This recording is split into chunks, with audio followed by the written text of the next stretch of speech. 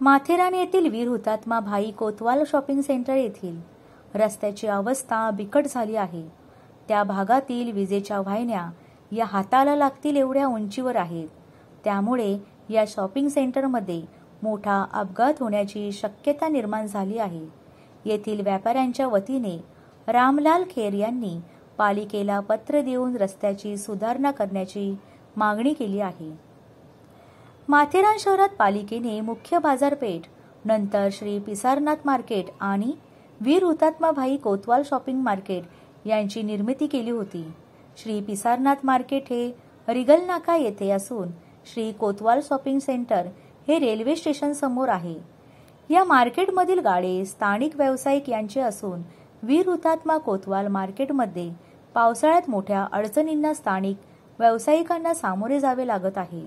कारण या मार्केटची रचना ही उतार भाग अशी आहे। त्यामुळे पावसाळ्यात या मार्केटमधून पाण्याचे पाट वाहत असतात। त्यामुळे रस्त्यावर लावण्यात आलेले पेवर ब्लॉक हे निखळून गेले असून रस्त्यावर अनेक ठिकाणी खड्डे पडले आहेत।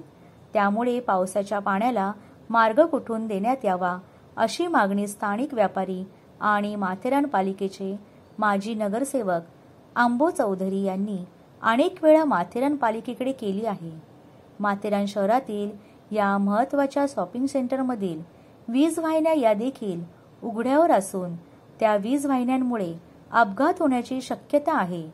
रस्त्याची दुरुस्ती करण्याच्या मागणीसाठी स्थानिक व्यावसायिक रामलाल खेर यांनी माथेरान पालिकेला पत्र देऊन रामलाल खेर यांनी आपल्या अर्जात वीर हुतात्मा भाई कोतवाल शॉपिंग सेंटरमधील डोक्याजवळ आलेल्या वीज वाहिन्या आणि उघड्यावर आलेल्या वीज वाहिन्या यांचा तात्काळ बंदोबस्त करावा अशी मागणी केली आहे।